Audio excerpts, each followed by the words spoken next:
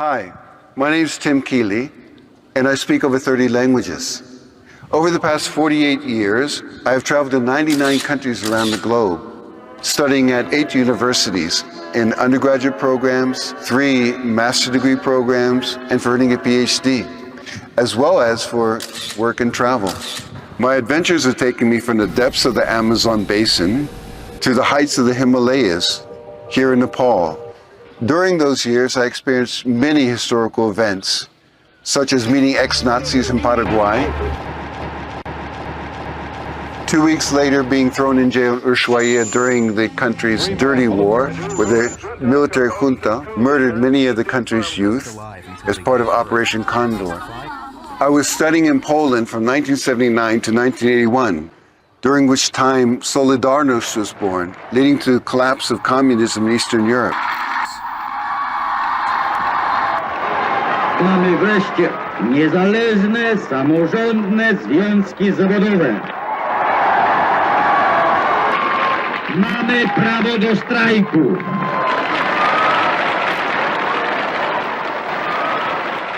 I traded black market goods bought in the DDR with East German marks obtained at a 5-to-1 exchange rate for the West German mark in Berlin, all before the wall collapsed.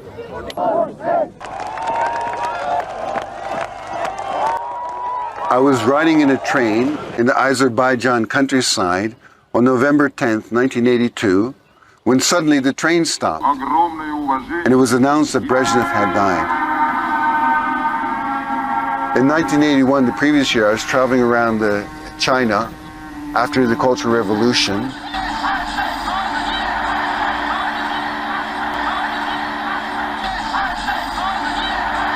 I remember in Shanghai, standing on the corner, people would surround me and some would be brave enough to come touch my hair. It was so unusual to see a Westerner. I made my first trip to Tibet in 1984, when it first opened to Western tourism. If you wonder why they're staring at me. Still there are few Europeans or Americans coming to Tibet, but weißt du, wir können unsere Schritte auch machen.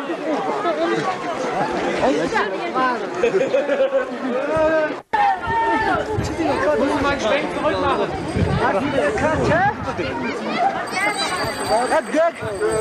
A few thousand people.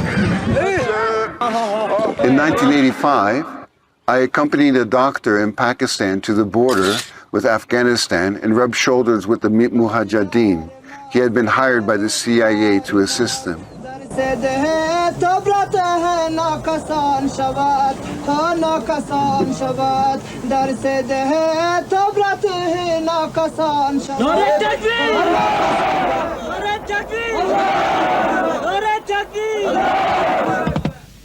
It is the experience inside a culture that delivers a deep understanding of the political, historical, and social relationships.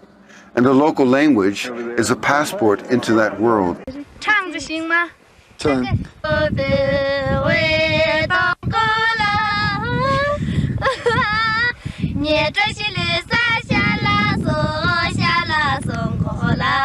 At 5,000 meters in Tibet.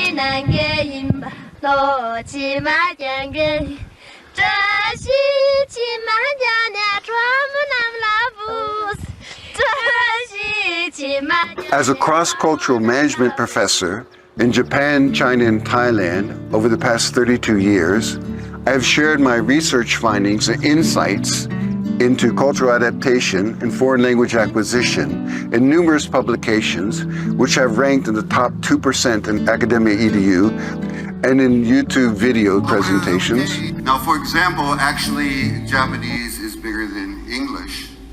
As well as now in my own blog post and YouTube channel. You may wonder, what has motivated me to learn so many languages?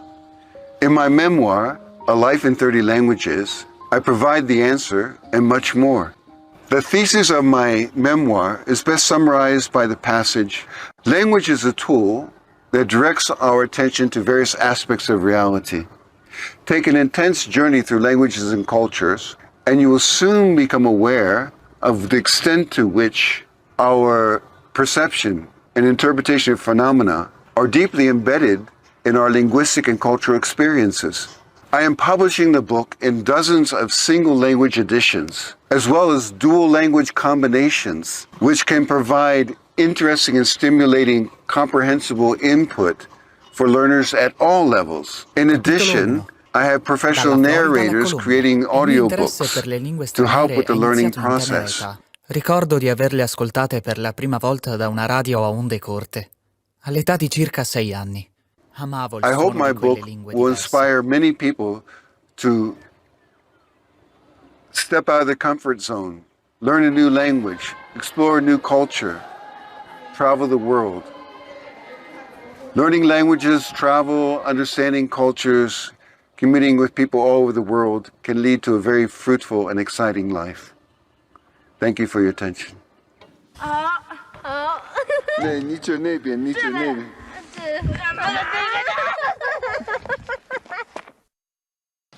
Okay, so a little bit more background. So actually, a few of these slides are from a presentation I did once. So basically, I grew up in a monolingual family in Florida, but I was surrounded by a lot of Cubans. About 30% of the population in my area is Cuban. And we all had to study Spanish at first one time a week at age 6. But I got into it. My brothers and sisters don't speak Spanish, but I spoke pretty well by the age 13, 14. And so I was creating already 2 identities. So by the time I was 18, I was quite fluent in Spanish, and then I went to Colombia. Okay, so this is just kind of a quick shot at the languages I've experienced in my life. Do I speak all of them fluently? No way. Okay. So the larger ones are the ones I've spent the most time reading, studying, speaking. And you'll see that Japanese is the same size or bigger than English. That's because I've lived in Japan for 42 years. So the first 25 years were in the Western world, and the last 42 years living in the East. For 32 years, I've lectured in Japanese about cross-cultural management with Japanese, Chinese, Thai, and Vietnamese, mainly Japanese. So my usage, spoken language, the greatest is Japanese, okay, on an hourly basis. I just had a passion for languages and cultures that developed at a very young age. Around age 6, I would listen to shortwave radio and just love the sound of languages. Of course, I couldn't understand what they're saying. It's just like music to my ears. We're in Central Florida. It's age 9 that we moved to South Florida. So that's why I was surrounded by Spanish. I've been fortunate enough to go around the world. I've counted 99 so far. I went to university in the US, Colombia, Switzerland, Poland, Japan, and Australia. And I worked in USA, Germany, China, Taiwan, and Thailand as a professor. This is where I started my polyglot journey. Universidad de los Andes, where I studied French and Portuguese and German in Spanish. And I found that extremely useful because it was easier to not think in my mother tongue. And also I learned a lot more about Spanish because all the teachers always comparing the language. It was especially useful in the case of Portuguese, which are similar. I couldn't imagine the world that we have right now. Well, actually, I did imagine it in 1977, the next year when I was living in Switzerland. I had this vision, like a dream, that someday I'd be able to walk into a room and there would be a big screen. And I could sit down and I could ask the screen anything I wanted. And it would answer back with film and references and such. Sound familiar? This is what I had, Lingophone. You had to have the record player in order to get the sound, right? So you couldn't walk around studying. So I had to sit there. Then I was back at University of Florida. And wow, this is a miracle. This is really high tech. You could walk around and study a language. It's amazing. Yeah, why is that important? Because we need comprehensible input. You could just put the language right into your head. This Chinese boys figured it out, but he said, I just open the page and puts it right into my head. It's really a key concept in foreign language acquisition. We need these meaningful experiences in the language for us to remember and be able to dip into that, dip into my experiences. When I'm at a polyglot conference like this and we're switching languages, if it's a language I haven't spoken in a while, I try to think back at the time when I was using that language and try to experience it in my mind again. So we need something that's just beyond our reach. So we understand 80% of it. We can make connections and we can infer meaning from the context, and we can gradually internalize those language structures and vocabulary. Actually, this is how children learn languages. There's a scholar by the name of Tomasello, and he writes about this. Tomasello actually makes sense because he talks about having shared attention. Dual language material, for me, it's always so important because it's a valuable tool for providing that comprehensible input in your target language. So this is the first one I used. I found it to be an invaluable resource because if I have a good translation right in front of me, then I don't have to, what I would call, waste time looking up words. I can stay with the story, stay with the flow. Now, you can argue that, okay, you learn more by looking at the word and this and that. First, understand the story, then go back and look at individual words, right? For me, that's much more enjoyable. Okay, so before the internet age, there were some difficulties studying certain languages. One example is Indonesian, Malaysian. My first trip to Indonesia. So what problem did I run into? This one. You're reading something and you run into mengajar, pelajaran. So mengajar. So I go to M in my dictionary. It's not here. It must not be a common word. So in the Indonesian dictionary, at that time for sure, okay, physical dictionary, you have to know the root is ajar.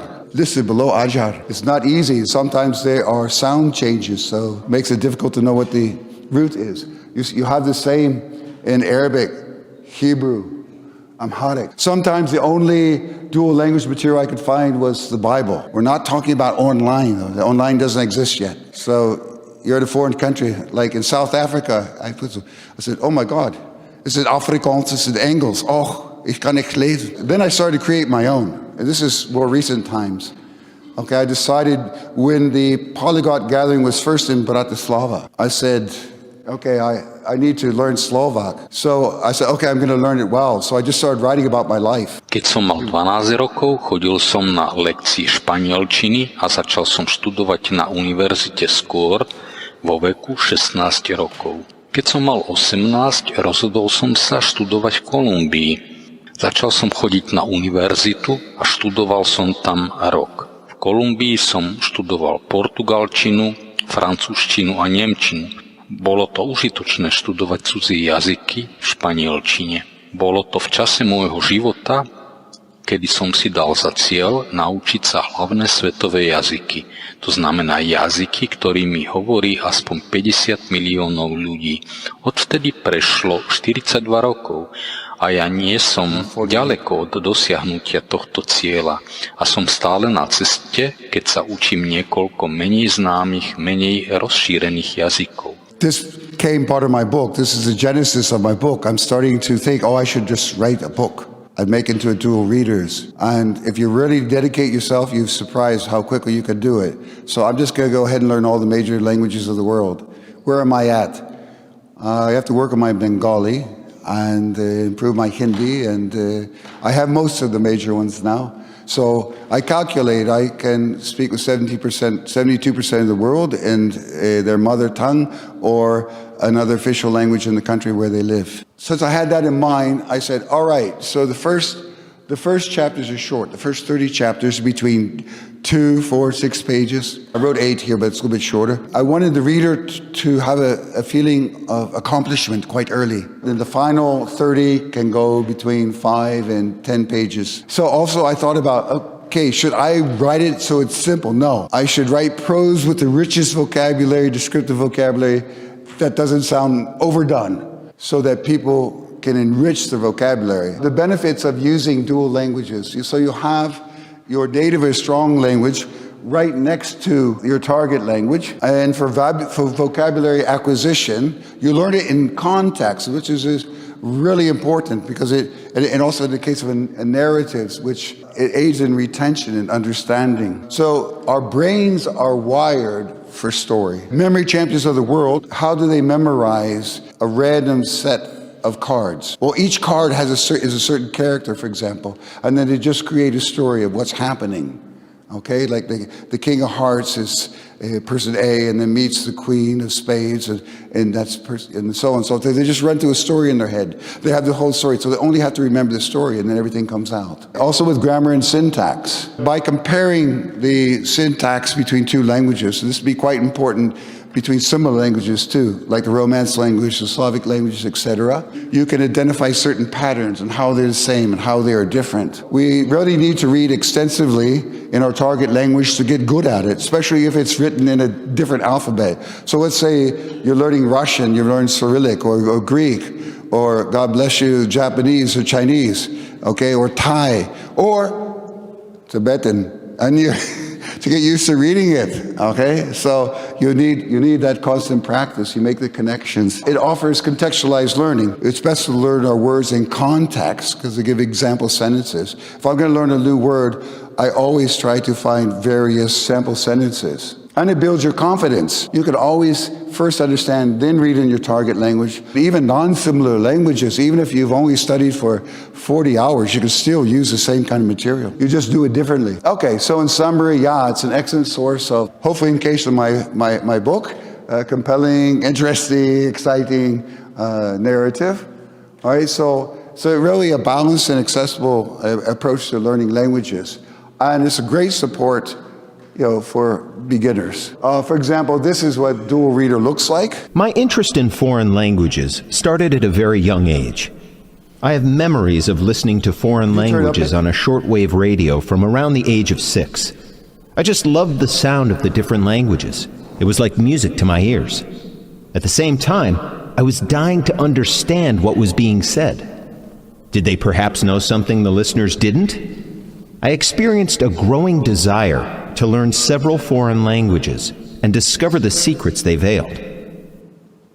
Il mio interesse per le lingue straniere è iniziato in tenera età.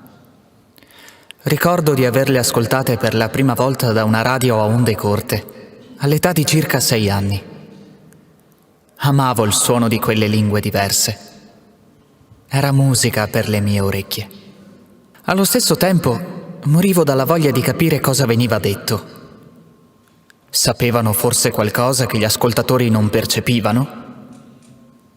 Un desiderio è cresciuto in me, che mi ha posto l'obiettivo di imparare diverse lingue straniere e scoprire i segreti che custodivano. 我在年纪很小的时候就对外国语言产生兴趣。记得大约从6岁开始，在短波收音机上听着各种外语，我就是喜爱这些不同语言的声音。就好像在听音乐一样。